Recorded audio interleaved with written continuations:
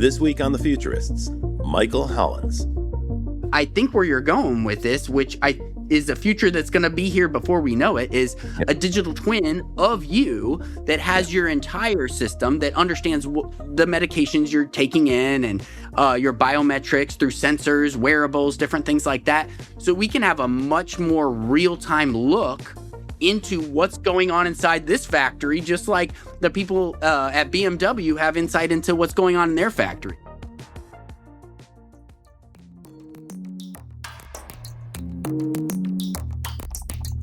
Hi, everybody. Welcome back to The Futurist. I'm Rob Tersick. This week, I'm solo. And this week, I'm going to try to pull together some themes and threads that we've been talking about for several episodes. Those who listen to the show regularly will probably recall that we've had a number of guests on talking about the evolution of 3D computing, spatial computing. Sometimes we've had people talking about the thing called the metaverse that kind of came and went. The idea here is that the next phase of computing, or maybe one of the new frontiers of computing, is to begin to build simulations, high-fidelity simulations and high-fidelity representations of the real world. Now, previously on this show, we've talked about how those can be applied to things like the global supply chain, shipping, airports, and so forth, where you can create a high-fidelity simulation of those very complex real-world environments. And that's a really lively area. It's one I'm excited about personally. I spend a great deal of time working on that in my professional career. And of course, some of our guests are deeply immersed in those fields. Other people have talked to us about augmented reality, extended reality. These are immersive technologies where you'd put on a headset and you'd be able to sort of immerse yourself into a media environment and explore it. And that can also be useful for entertainment and games and so forth. Today, we're going to talk about the application of these technologies to an area that is so important, I think we could say our lives depend on it. In some cases, that's actually true. It's not an overstatement. We're going to talk about imaging and simulation in the medical profession, and especially as it pertains to medical procedures and emergencies. So this really is a matter of life and death. And what you'll see at the end of this episode, I hope, is that we are making tremendous strides towards applying these technologies. I point that out because sometimes I think this show talks about technologies that are so far off in the future, they seem a little bit abstract, and it might be a little bit hard for people to understand how it relates to them in their own lives. But sooner or later, every one of us is going to have some kind of medical emergency or medical crisis. That's just a fact of human nature. And so this matters greatly to all of us, and I think our guest today is going to help us understand better how tremendous strides are being made to improve the ability of medical professionals to respond to those emergencies. Now, before we get started, let me just frame this conversation, because for thousands of years, in almost every healing profession around the world, it was virtually impossible to see what was going on inside the patient. There was a lot of mystery around that. There was some superstitions and some very wrong beliefs. If you think about things like leeching and so forth, people thought there were humors inside of the body and so forth. In retrospect, that stuff seems laughable or might seem strange.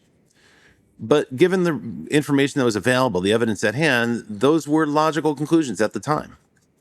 Now, efforts to understand what was going on inside the human body were hampered. For instance, after the Roman Empire fell, the Romans and Greeks had great understanding of human anatomy. But after the fall of the Roman Empire, that progress stopped for a period of hundreds of years in Europe. But meanwhile, in North Africa and the Levant region, Islamic scholars continued.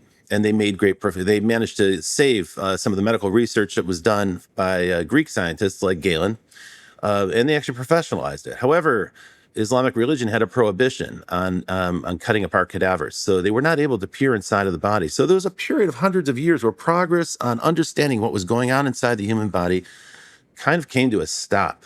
And as a result, the medical profession, by today's standards, was barbaric. That changed in 1895 when a scientist named Wilhelm Röntgen invented what we call today the X-ray. Now, in the beginning, X-rays were rather crude, but it was a revolutionary advance because it gave us an opportunity to see an anatomical structure inside of the body, underneath the skin, where the body, even some of the organs, where they're placed and what condition they're in.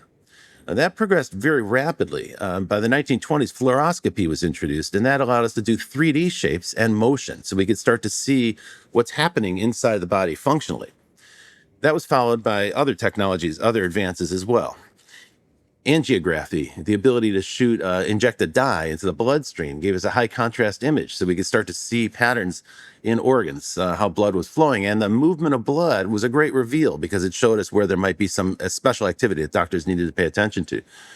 By the 1970s, we had the first CT scans and then later the first PET scans. And these are a gigantic breakthrough because they don't just show structure, they actually show metabolic activity. And it's the combination with functional MRI in the 1990s and today, the combination of PET scans, CT scans, or PET and MRI that allow us to overlay the metabolic function on top of structure. And this is a gigantic reveal. What I'm trying to tell you here is that these changes, these transformations that are so revolutionary that we take for granted today, they date from my lifetime. They come from my lifetime. Most of the advances that we take for granted today, if you have a medical emergency or a car crash or something and you need to get a scan, we think that stuff is quite normal to go inside a big container or tube and have magnets banging around your head and so forth to create an image. But that's all relatively recent, and the progress isn't stopping. Now, just a few months ago, I had the opportunity to go right to the nation's geographic center, Omaha, Nebraska, where I got an opportunity to glimpse the future of medical imaging and simulation. And my host on that trip was a gentleman named Michael Hollins, and he's joining us today to talk about what he's doing at the University of Nebraska and at the iEXCEL Center. So, Michael, welcome to the Futurists. It's great to have you here to hear about the future of medical imaging and simulation. Welcome to the Futurists. Thanks so much for having me, Rob. I'm thrilled to be here. I love the setup. I can't wait to dive into this topic with you more. Great. All right. Well, Michael, first thing, before we even get going, tell me what iEXCEL stands for. Well, it's a mouthful, so get your notepad out. It stands for the Interprofessional Experiential Center for Enduring Learning. You know, we love our acronyms in medicine and in academia. But if I break that all down, it really illustrates what iEXCEL is all about and what our mission and our vision is. We're the interprofessional center, experiential center. So we're a place where not just doctors, not just nurses, not just that whole consortium of allied health professionals that includes physician assistants and technicians, but them with dentists, with public health practitioners, with researchers. We're an interprofessional center that connects all of our different health professions colleges at the University of Nebraska Medical Center. So we're a simulation center that's for all professions.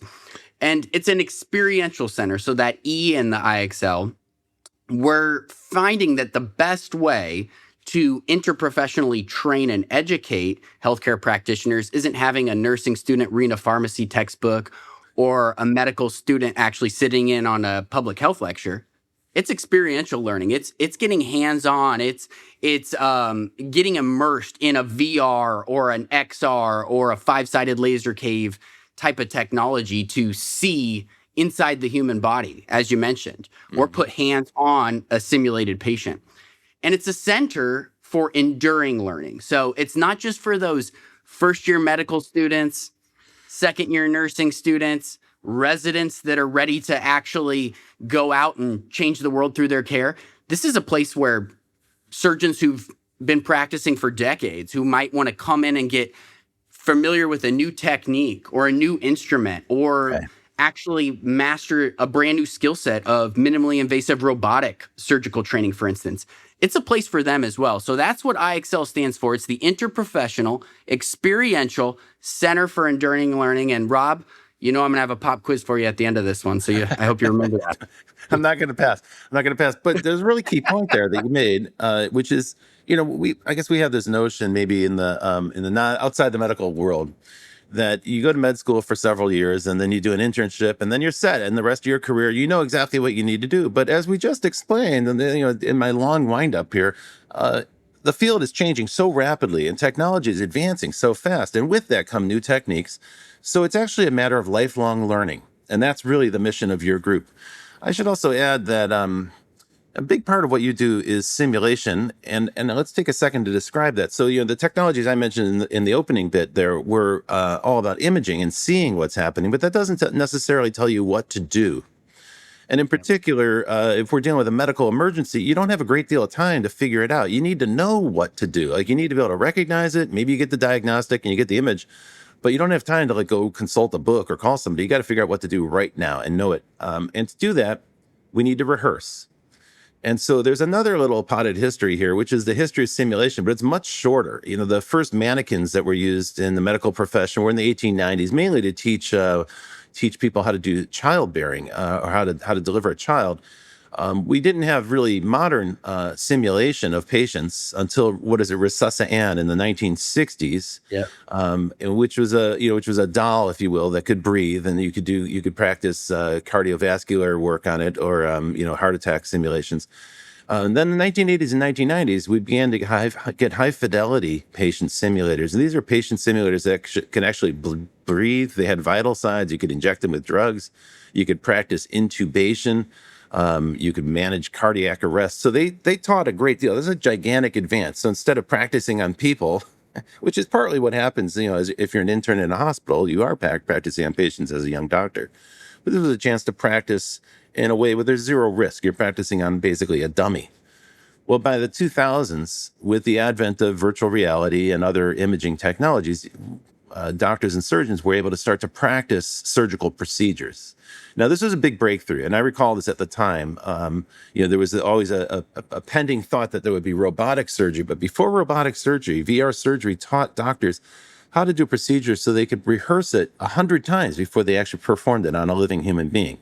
That's obviously beneficial to all of us. The analogy that I would draw here is to flight simulators. And I know it probably seems like a strange analogy, but there's a reason why the U.S. Air Force has been at the absolute forefront of simulation technology since the 1960s. And it's because if you have, a young 20-year-old pilot flying an aircraft that costs almost $1 billion, you really get one chance to get it right. So it's much better to simulate 100 times before you get in that aircraft. Well, a human being is worth more than an aircraft. And so it makes a good deal of sense for doctors to rehearse and train and simulate. This was actually the big reveal for me when I visited your facility. On the first floor, of course, you had those amazing visualization centers, and I want you to tell us a bit about that. But on upper floors, I was really surprised because this is where the learning part was, where you could actually see, whole floors where entire teams could come in and learn in a weekend. They could practice a procedure, and you had these incredibly high fidelity, I don't know, what do we call them, dummies, rope, like simulated humans. Can you describe that a little bit, perhaps more technically accurately than I did? Hey, Rob, you're on it. You're on it. So it's really about, I love that you brought up that old mantra. And there's an old saying in health professions education, and your listeners might have heard of this before: see one, do one, teach one. Now think about that. So you would see a procedure, you'd do it, you would practice on a patient, and then you'd teach others. And again, we've gotten away from that with our ability to simulate, to see many, to do hundreds, to do thousands in a simulated safe environment where you can make mistakes, where you can watch the footage back with that mannequin, where you can work with actors and actresses on those soft skills, practice that surgical procedure, and then get better from it. So we do look to other high-risk industries like aviation, like space flight, NASA, thinking about these things. They simulate for thousands of hours, tens of thousands of hours in a fully virtual environment, in a mixed physical simulated virtual environment, before they're ready to move on to that actual threshold of real practice. And we've taken a similar approach in the healthcare industry. And the thing is that technology is finally catching up with the images that are needed to create these complex metabolic systems at an internal anatomical level, and then even at a subcellular level, as you were kind of mentioning at the onset of the program here. So we can actually create and see and simulate and visualize all those things that are occurring within our body in a way that's actually informative, and catch up with the aviation industry, catch up with these other high-risk industries where we can see what's happening and then practice it and practice it and practice it. Get those reps and those sets in, just like a performer, just like an aviator, and just like anybody else in a high-risk industry, because you're right. Human life is the most valuable, most precious thing we have, and we owe it to our healthcare professionals to give them this opportunity to practice, to see things differently. If we can apply this type of magical special effects and visualizations to take viewers to fantastical new worlds in the cinema, or explore a totally, foreign land in a video game or an immersive media, what's more important than taking that same technology, taking that same creativity and that same innovation and applying it to healing people, living healthier lives, combating, illness and sickness and developing cures and things like this.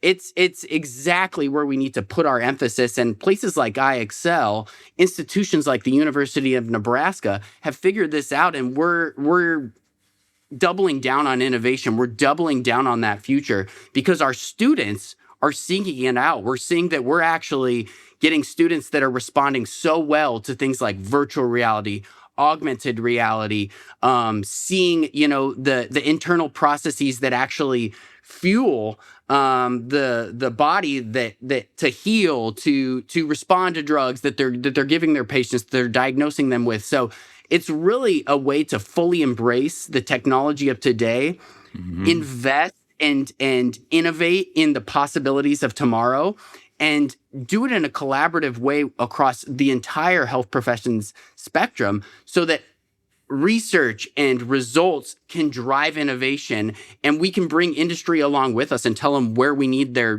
dollars, their cents, their research effort and time.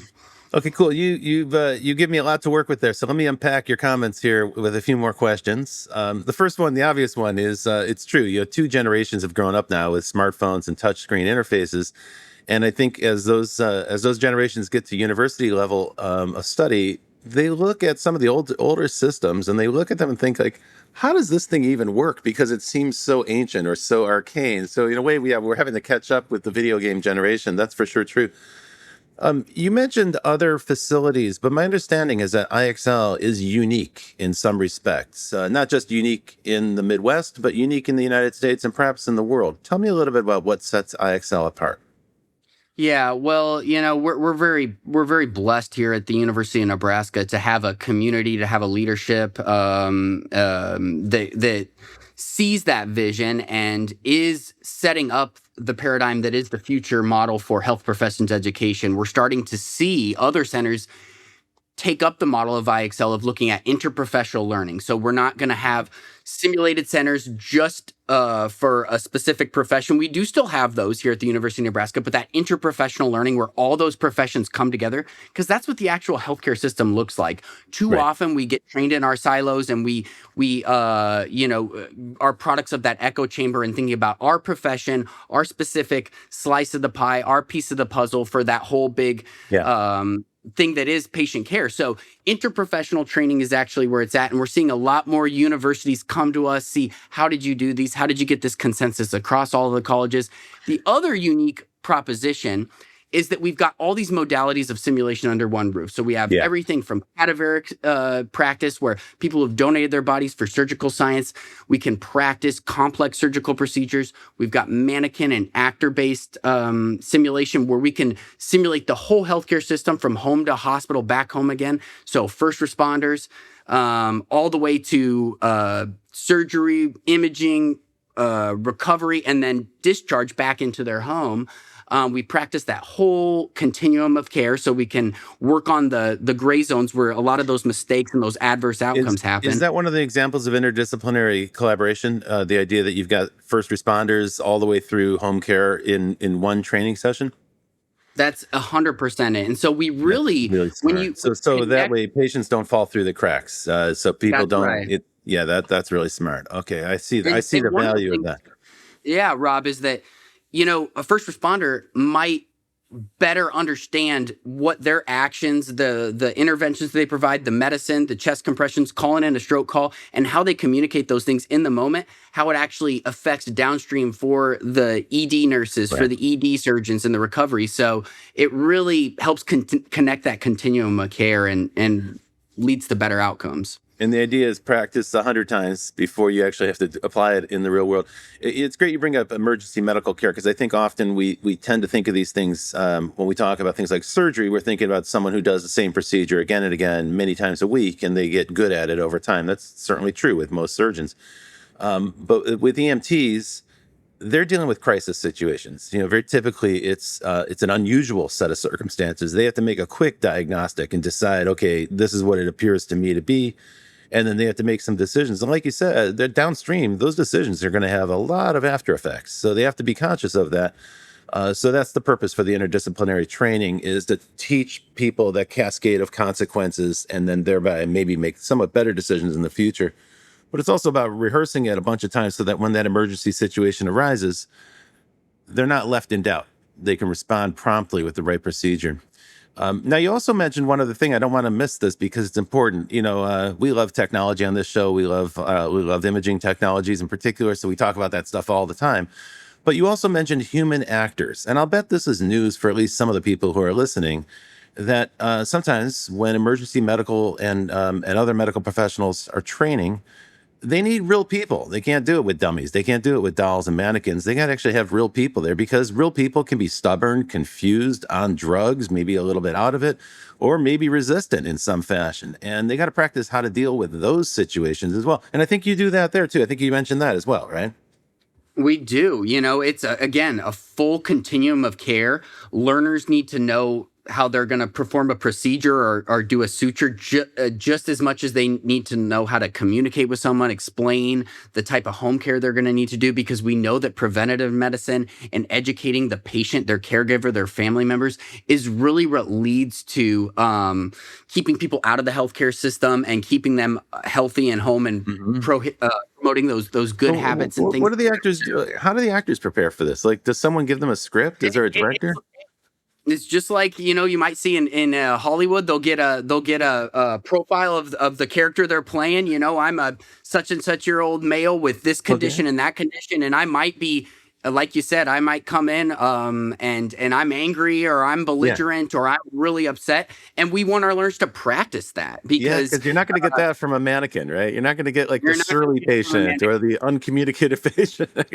Yeah, of course. So again, like you said, we want to practice those a low frequency, high acuity situation. So you're not going to always have that really angry patient or that really upset person that doesn't understand what they're doing. But when you do, your instincts are going to kick in. And we want those instincts to be sharp and precise and exactly where they need to be for our learners. And so we'll throw some curveballs at them. And those actors that we've got are so dedicated. They're incredible. We've got such a diverse makeup of people that play all these different patients and parts, so that we can prepare our students for whatever the future may hold for them. Right on. Okay, so it's like that old carpenter saying, "Measure twice and cut once." But here we're saying, rehearse it 100 times before you actually have to deal with the emergency. And really, the idea there then is to get the response into muscle memory, so that you're not fumbling around or trying to remember what to do. You already know what to do when the emergency arises. Okay, well, we're going to go to a little break here. Folks, don't go far, because we'll be back in 1 minute. You're listening to The Futurists. I'm Rob Tersick, and this week I'm talking to Michael Hollins, and we'll be right back. Provoke Media is proud to sponsor, produce, and support the Futurist podcast. Provoke.fm is a global podcast network and content creation company with the world's leading fintech podcast and radio show, Breaking Banks. And of course, its spin-off podcast, Breaking Banks Europe, Breaking Banks Asia Pacific. But we also produce the official Finovate podcast, Tech on Reg, and Emerge Everywhere, the podcast of the Financial Health Network. For information about all our podcasts, go to provoke.fm or check out Breaking Banks, the world's #1 fintech podcast and radio show. Hey, welcome back to The Futurists. I'm Rob Tersick, and this week I'm talking to Michael Hollins from iEXCEL at the University of Nebraska in Omaha. And what we've been talking about are two sort of different things, but they're going to converge. So on the one hand, we're talking about advances in imaging that make the invisible visible. And on the other hand, we're talking about advances in simulation and training, and those make the dangerous and risky rare procedures much safer. Now, I'd like to spend the rest of the show forecasting a little bit about how these two things are going to converge, combine, and how they might evolve and change medical practice in the future. So, Michael, I'm going to throw it over to you. Does that make sense to you, this idea of making the visible visible and making the dangerous safe? That seems to me like a kind of the layman's encapsulation of what iEXCEL does. Yeah, 100%, Rob. And it's kind of an eternal curiosity for humans, right? I mean, we've had you look back in fiction and think about some of those cultural touchstones, Fantastic Voyage, Magic School Bus, depends on your age, right? But we've always wanted to go inside the body, see what's going on in there. get a deeper understanding of the incredibly complex ecosystem that is the human body.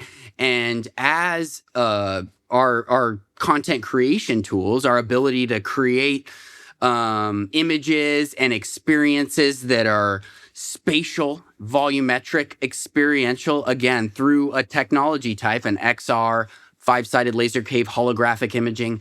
It's becoming more and more tangible, and it's becoming more and more helpful. And we're seeing the outcomes with the learners. You talked a little bit before the break about those digital natives. We're growing up. There's a generation of learners that are now, hard to believe, Rob, but they're the ones in medical school. They're the ones that are going to actually practice on us and give us life-saving care. They've only grown up with these digital tools. They consume media in a different way than us. They want and they crave that interactivity, and they want to touch and see and feel it. And we can do it now.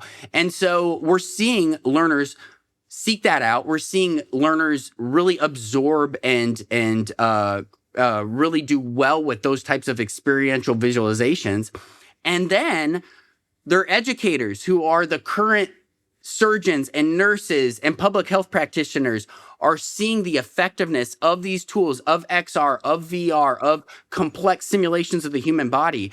And they're saying, oh, wow, we can use this to teach someone how to do a really, really complex surgery or see what adverse outcomes or effects might happen. Well, why don't we use it for actual surgical planning? Why don't we actually go through and simulate what this procedure might look like, what outcomes might occur with this intervention, with this stent, with this specific tool, so that we can mitigate and we can lead to much, much better outcomes. So those worlds really, really are converging, and cool. Training and simulation and surgical practice and surgical theater are really, really taking off right now as the technology is just growing at an exponential level. One of the technologies that's emerged from the gaming industry is real-time 3D imaging, and this has gone through tremendous advance in the last 10 or 15 years. That's an industry I've been tangentially involved with myself. Now, when we use the word real-time, I think, again, that's a word we've got to pause for a second and define for the audience. Generally, 3D computing or any kind of 3D imaging requires tremendous amount of compute power. And that typically is not something you can do instantaneously. In the past, it would take months to render a 3D image or a 3D scene for, say, a motion picture or something. But now, today, we can do 3D on a mobile phone with a game engine. And this technology is a giant breakthrough, not just for games and communication, but also for medical science, because it opens up the possibility that doctors can see in real time what's happening inside the body while they're doing a procedure. So far, one of the things that split these two things apart, the simulation training and the imaging, is that it was not real-time imaging. It was something you do beforehand, and then you go do a procedure. Or the simulation is something you do beforehand, and then you go do respond to the emergency. With real-time, it means we can now see what's happening inside the body. The second big unlock, I think, is that we're getting more granular. We're getting more and more granular. So we're starting to be able to trace metabolic interactions at the microscopic level, let's say at the level of a molecule. Now, this seems to me more of a futuristic technology, but that's clearly the path that we're going on. If you just think about it logically, those original X-rays 150 years ago were pretty grainy, right? Fluoroscopy, pretty grainy. Even an ultrasound is pretty grainy, right? So the idea of getting more and more fine grain, it means you're going to get higher and higher resolution. You'll be able to see clear and clearer, but it also means we'll be able to make the very, very small particles, and potentially even at the molecular level, make those visible to the human eye. And that's a gigantic advance. So those are two of the things. Maybe you're making progress on that right now at iEXCEL. I don't know. Is that something that you're focused on?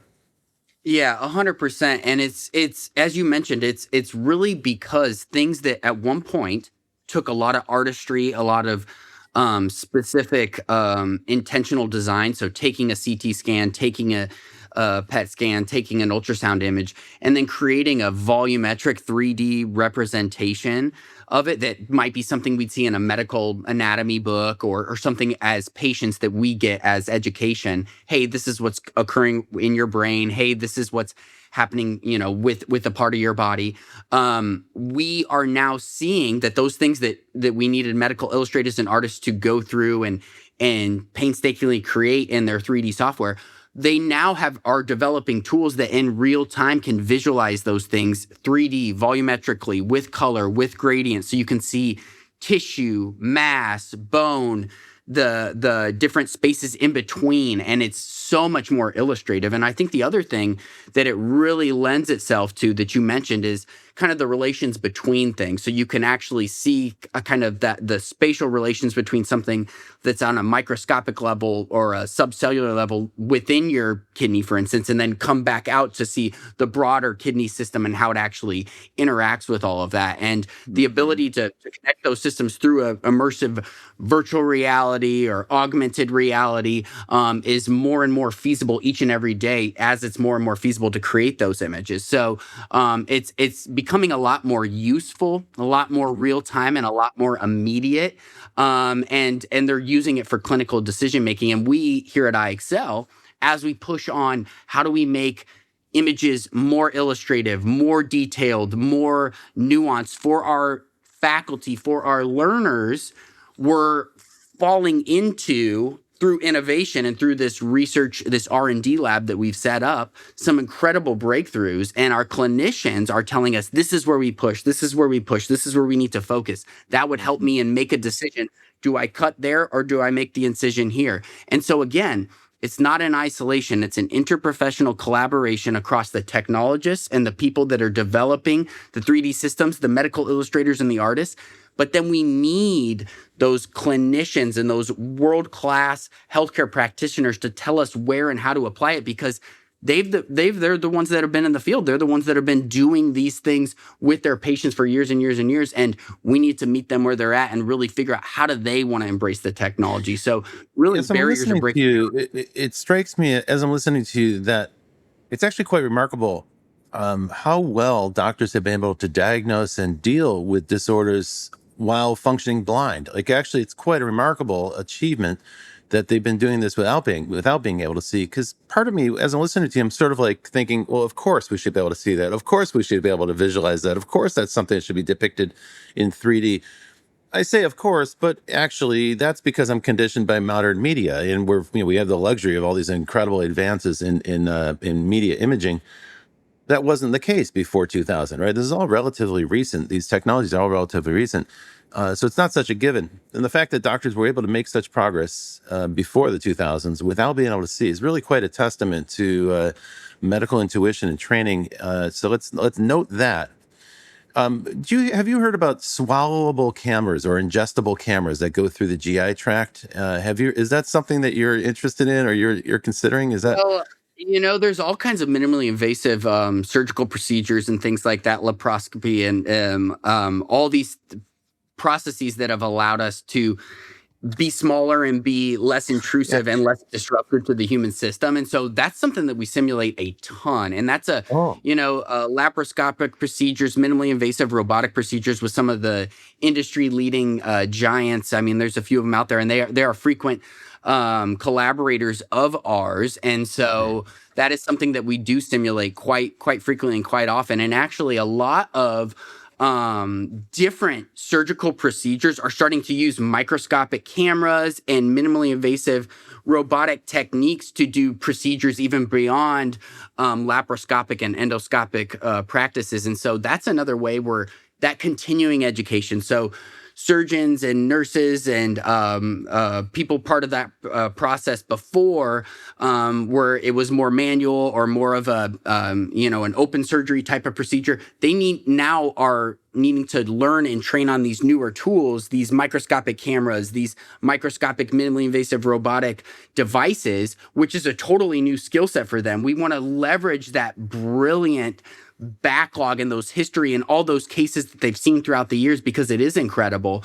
And we want them to train and learn on the new techniques so they can continue to lead us into the future. And that's where we find that we're a center for continuing education. And we have all kinds of practitioners that are seasoned and they want to stay on the latest and the greatest and really take advantage of modern medicine. It must be a great reveal. If you have a seasoned medical professional who's been doing this for years and years, he or she might be amazed to finally see what they've been dealing with or where they had to work without it, without the visualization. One of the topics we brought up earlier, and you just mentioned, so I want to come back to, is the idea of building a high fidelity 3D representation of the human body or some structures or some anatomy or some of the systems in the human body. And this is a topic of great interest to me. So the term we typically use for that is digital twins, but it's not a term from medical science. It's not a term from even biology necessarily. The term comes actually from NASA, from space exploration. The problem that they had there was in the 1990s, NASA had spacecraft that were millions of miles away from Earth, and they needed to know what was going on those spacecraft just to maintain them and manage them. And so they realized that just based on the telemetry, the data that was flowing from those spacecraft, they could build a digital representation. Of course, initially they were quite crude. Over time, they got more and more sophisticated as the sensors got more and more sophisticated. What that means is that you can have you can build a 3D simulation here on the planet Earth of the conditions that spacecraft is going through, even if it's 100 or 200 million miles away. And you can realize then with quite good precision, you can actually forecast or simulate with reasonably good precision the actual conditions that aircraft or spacecraft is moving through. Now, that concept has been brought back down to Earth, and it's been applied largely in manufacturing. It's been applied in many complex systems, but manufacturing. So companies like BMW and Audi, most auto factories now have a digital twin that's inside of the factory where they build a 3D simulation of all the processes inside the factory. Why that's needed is that largely the auto body factories, not the finishing plant, but the body plant at most car companies, is entirely automated now with robots. So humans are not in those factories. In fact, they have to stay away because the machines are quite dangerous. Those robots don't have eyes. They can't see, so they can crash into people and hurt them. So as a result, humans stay outside. And basically, the auto body plant is like a big box. And inside of it, there are robots. On one end, you put in parts. And on the other end, car bodies come out. They're finished. To know what's going on, we need the 3D simulation. Now, the advantage of that is that you can monitor operations in auto factories from around the world because those 3D simulations can be recreated anywhere on Earth. So BMW has a strategy center in Munich where they can see all their auto factories around the world, how they're working 24 hours a day. They can monitor that. That concept has now been liberated from the factory because now that those cars are on the street and cars like Tesla's are loaded with sensors, they're starting to build digital twins of each vehicle. So certainly with Tesla and Porsche, those two car brands I know have digital twins of every car. Why do you need that? Well, because the wear and tear on an automobile changes. So as each car is driven under different circumstances by different drivers in different weather conditions, it's going to age and wear differently. And so the owners may not know this, but the manufacturers have an individual profile of each car, basically a 3D representation of each of those vehicles that's out in the field. And of course, that's a learning process because now they can learn from all of those vehicles at once, and the cars learn from each other. This is kind of one of the miracles of Tesla. Connected cars talk to each other, and they learn about the roadways. In the process of doing that, they're also building simulations of the world around, and that's why Tesla Autopilot is a good example. It can capture data about the world around it. So it's not just a simulation of a car, but it's actually a simulation of a car in a simulated environment that's also high fidelity. The point I'm making is that we're gradually building 3D digital maps, high fidelity digital representations of the world around us. And this is now extended to the global supply chain, shipping, container ports, and so forth. So gradually, the very complex business of manufacturing and shipping goods around the world is being digitized. So there's an invisible world to most of us. It's a 3D representation, entirely digital representation of the real world. These technologies are now being brought to the human body, and we will soon be able to create 3D digital twins for humans. Can you tell me a little bit about that, Michael? Because I imagine that's a big part of the future of iEXCEL. It's huge, Rob. You're right on point. And right now, we've got most of our traction, as you might expect, in that realm of manufacturing. So digital twins of really, really complex equipment, machines, devices, so we can have a, really expensive, multi-million-dollar, very advanced piece of machinery that's got hundreds of connection points. It's got a million switches and dials, and learners can come into a virtual environment through a headset or through a laptop or even their mobile device, because accessibility and meeting them where they're at is a big part of what we do at iEXCEL. But they can actually practice on that digital twin, get familiar with this very specialized piece of machinery, a perfusion device, something like that they're going to then work with. Then they can move on up the layers of fidelity, actually practice with one on a mannequin, and then actually take care of a patient with something in the real world. And that makes sense to us, right? We practice in lower fidelity environments, and using those digital twins creates all kinds of different training opportunities before the simulations, after the simulations. Accessibility is a big deal.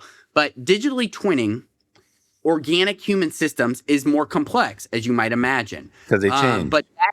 They change. They change all the time. It's a fluid system. There's different things coming and going. But that is where we're at. And so we can actually take and make digital twins of pathology of, a patient with a brain tumor, of somebody with a cardiac condition, take that through the team and through effort and software and different processes, make a digital twin of that, and then simulate different interventions, different care techniques, different time frames, what might happen, and then make more informed decisions in an interprofessional fashion. And so, Rob, I think where you're going with this, which is a future that's going to be here before we know it, is a digital twin of you that has your entire system, that understands the medications you're taking in and your biometrics through sensors, wearables, different things like that. So we can have a much more real-time look into what's going on inside this factory, just like the people at BMW have insight into what's going on in their factories. And it's a really fascinating idea, right? Because the potential sounds amazing. And then when you think about the magnitude of the challenge, you start to go, wow, that's a daunting mountain to climb. That is going to be a big undertaking, right? Because listen, I'm a certain age. I've had x-rays done. I've done MRIs. I've done other scans as well. I get a concussion. I get a CAT scan. So there's a collection of scans of me, but they're not all collected. They're not all unified. They're not integrated. There's no real way to do that today easily. And more importantly, to the point you're making, those are snapshots in time. So some of those things are 10 or 20 years out of date in my case. And as a result, they might not be that relevant today, or maybe they are very relevant, right? Maybe there is an argument to have a kind of like ongoing record of how my own body has evolved over time. Maybe that would help doctors, for instance, forecast, a condition as it progresses, or forecast an intervention so that they can start to make a more calculated decision. And what this is starting to point to is personalized medicine. And this is a place where, again, simulation and imaging are going to converge, right?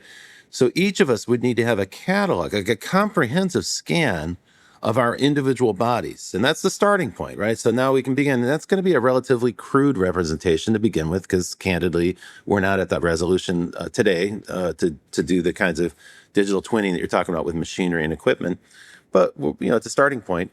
And then we need to update that periodically, and we need to track all the things. Now, tangentially acquainted with this because I'm aware of a project at the University of Nebraska at the Lincoln campus, where a computational biologist is working on a digital twin of the human immune system. And this is a good way to illustrate the point you're making.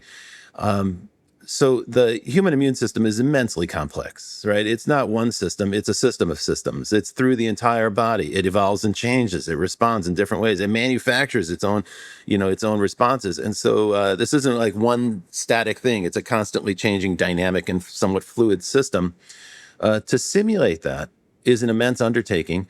And the purpose for this is to test out different compounds and different interventions to see what the effects might be. And that matters, right? Because right now, one of the biggest problems people have, generally speaking, we live longer. That's great. Thanks to medical science, we all have a longer lifespan. However, most of us, as we age, start to take lifestyle medications. They're necessary for us to keep going. And the problem here is that we don't really understand all those interactions, and they may vary from one person to another. So each patient might have a unique medical history. And this is where the case for a personalized digital twin becomes extremely relevant. Now, I'm sure there's all sorts of variables, like cost is going to be one, time, how do we do this? So those are all going to be big variables. And that's why I say this is an immense challenge. But I get very excited about this, Michael, because I see it clearly. And to me, this strikes me as it's squarely on the path for iEXCEL. And it's clearly a place where all the training that's done with simulation and all the visualization that's done with the different visualization techniques, these are going to converge in a living model that we can test things on and try things on. And perhaps it'll even be a real-time model so that we can see the results as they're happening inside of my own body. I find that fascinating. It's also a little scary, but it's in a good way, I guess.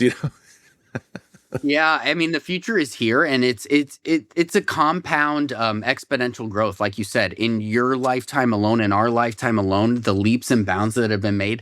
I talk with, and we interview, and we talk with doctors who, remember the advent of penicillin, for instance, they're here, they're alive. They remember a pre-penicillin world, Wow. pre-antibiotic world, and it's moving very quickly. And there are quantum leaps that happen. And you look at the imaging, and you look at where we were, and you look at the infrastructure it took to make 3D images just 10 years ago.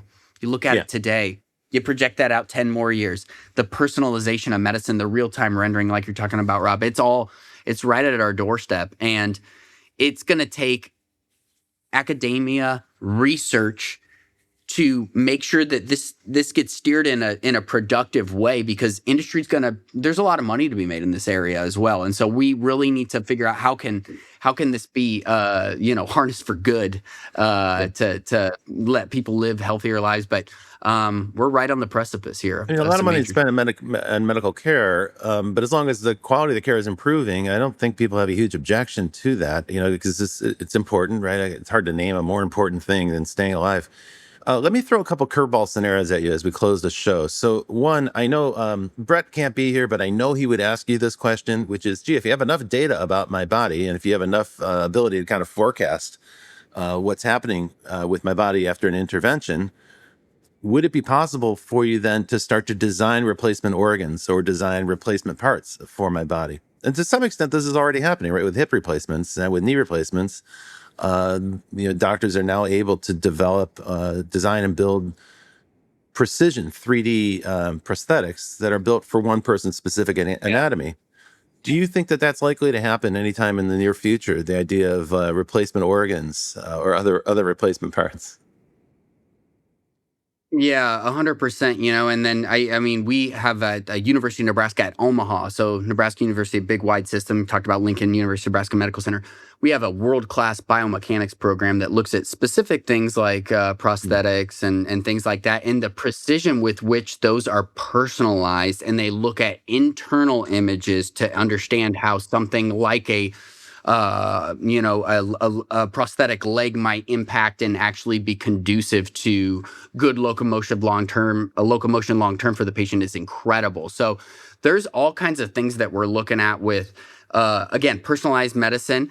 There's all kinds of things with regenerative therapies that are brand new, that are mixing different types of organic systems. We actually do some research and development projects with some different industry companies that are way out that far in the future, that are looking at these regenerative therapies and seeing how can we use organic materials with personalized medical imaging to actually, help people with transplants, help people with those long transplant lists that, that aren't getting any shorter.